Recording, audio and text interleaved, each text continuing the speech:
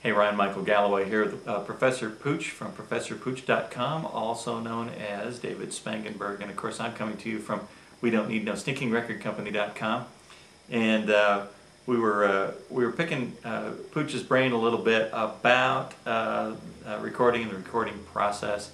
And you mentioned to me offline here, David, that there's a bunch of things people don't think about. Of course, you and me, we collect all kinds of tricks in our back pockets over the years, and we've seen all kinds of different ways to get different sounds and recordings. A lot of them now we can recreate digitally, but what were some tricks you were thinking about, some things that you got up your sleeve?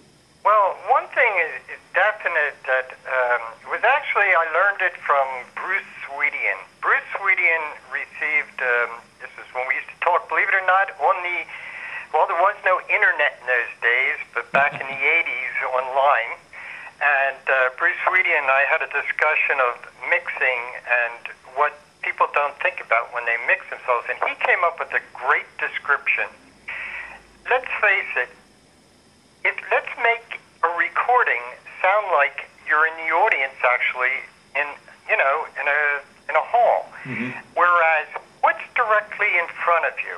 Okay, there's the bass drum and the vocalist. Okay, that's panned center. Yep. Now the hi-hat, it's a little off to the right or the left, depending on the drummer, and it should be maybe like 5 degrees over. Yep. And the bass player is standing over here. In other words, look at your recording as you're looking on a stage. Create the picture. Get some separation, because too many recordings I hear nowadays, the vocalist is buried. Oh, even if they're in the middle. Oh. Yeah. The vocalist should be in the middle usually. Now background vocals could be a little to the left or the right, and I like to bounce them up and back sometimes. Spread them. Yeah. Put some on both sides, because you're going to be overdubbing them anyway. Yeah. I mean, look, folks, we've been in the stereo age since the 60s, and folks, you need to not only separate your instruments. Yeah, if you want something in the center but don't want it on the vocal, it's very simple. You say it's a keyboard. Well, why don't you have the keyboard far left and far right? Two different ones. Yeah. It could be two different ones or a little different tweak of the sound. Yeah. There's a lot of things you can do, but, the vocals should be able to come through without shouting.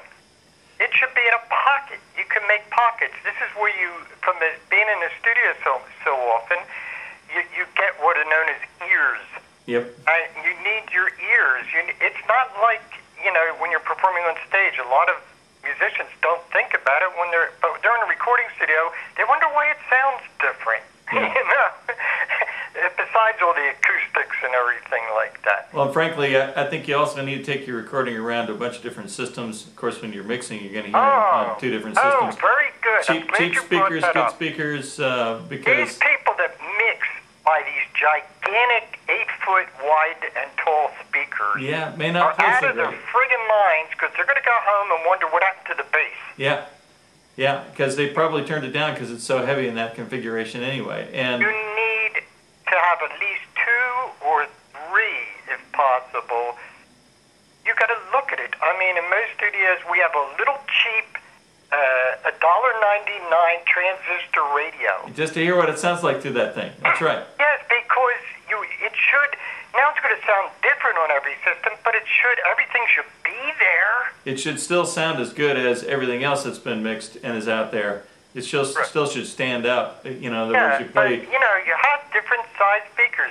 Yeah. I mean, I use studio monitors in my place, but they're bookshelf studio monitors. I want accurate. I don't want it to sound good. I need accurate. Right. Well, the old standby used to be the JBLs that were so incredibly flat they sounded like a giant transistor radio. And well, now the JBLs color the sound too much. Yeah. I can't use them. They sound great.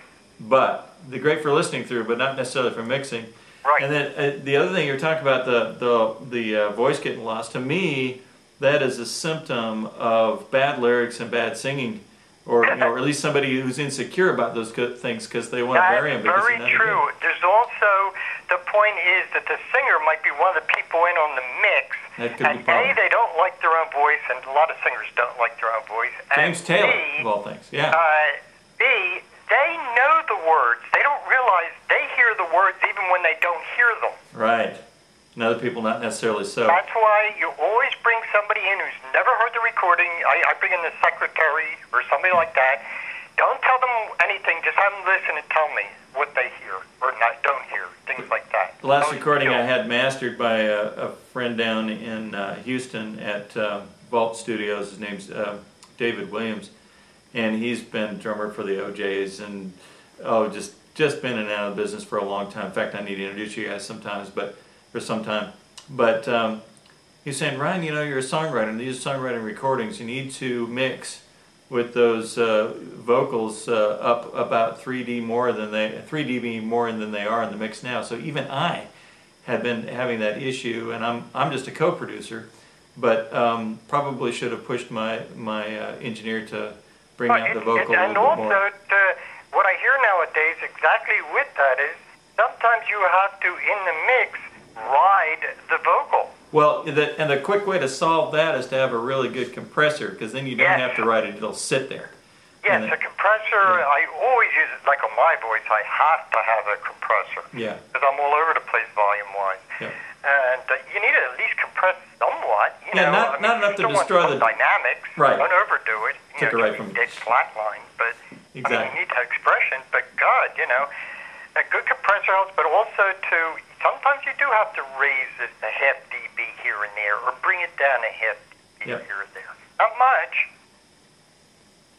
So, well, enough of a couple old farts talking about the recording mixing process. I think we've got probably so much knowledge between the two of us. We could really be dangerous if we got together and started recording. But that's for sure. We go for days. I am Ryan Michael Galloway, coming to you from We Don't Need No StinkingRecordCompany.com. Of course, I'm with David Spangenberg, the Professor Pooch from ProfessorPooch.com. Go check him out, and we'll be back to talk just a little bit more. Thanks.